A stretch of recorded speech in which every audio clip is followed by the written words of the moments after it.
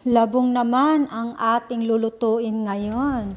Bago tayo magluto, manguha muna tayo ng saluyot dito sa aking garden.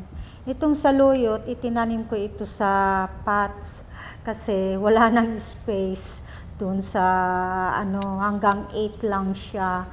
Tapos ito, unang harvest ko ngayon, ang saluyot, at naging maganda siya gawa ng madalas umuulan, kaya naging malago. Pinakuluan ko muna yung tubig at linagyan ko ng luya at bagoong isda.